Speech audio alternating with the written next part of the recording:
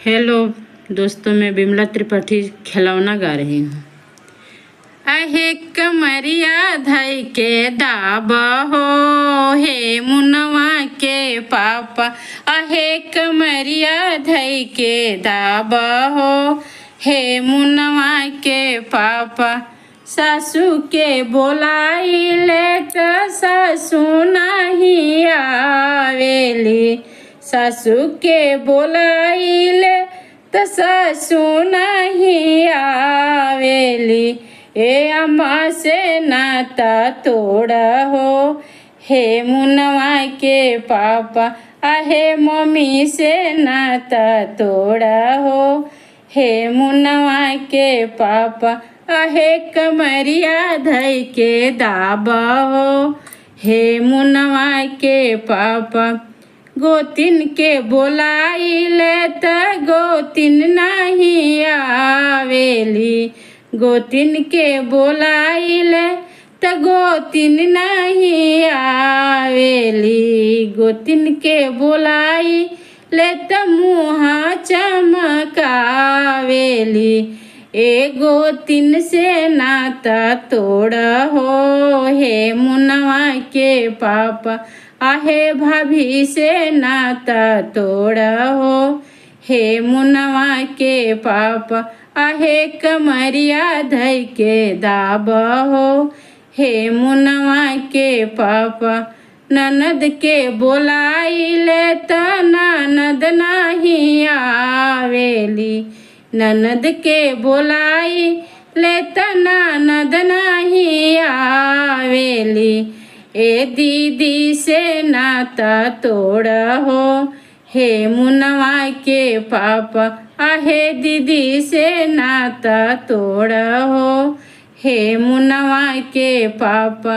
आहे कमरिया धई के दाबा हो, हे मुनवा के पापा। आधी राती बीतल पहर राती बीतलन, आधी राती बीतल पहर राती बीतल। ए जनम नंद लाल हो, हे मुनवा के पापा। आहे जनम नंद लाल हो, हे मुनवा के पापा।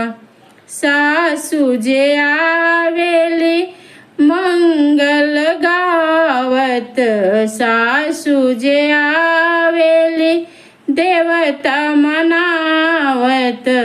ए मुनहु के पियरी पहनाव हो, हे मुनवा के पापा। है अपनों से नाता जोड़ा हो, हे मुनवा के पापा। गोतिन आवेली सोहर गावत, गोतिन आवेली सोहर गावत। ए गोतिन के चुंदरी पहनावा हो, हे मुनवा के पापा। ए गोतिन के चुनरी पहनावा हो, हे मुनवा के पापा।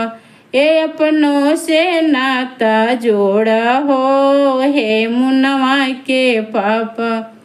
ननदी आवेली कजरा लगावे हो, ननदी आवेली कजरा लगावे हो।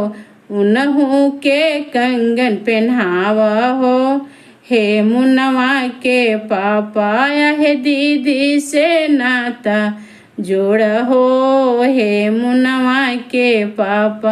आहे कमरिया धई के दाबा हो, हे मुनवा के पापा। आहे कमरिया धई के दाबा हो, हे मुनवा के पापा। आहे अपनों से नाता जोड़ा हो, हे मुनवा के पापा।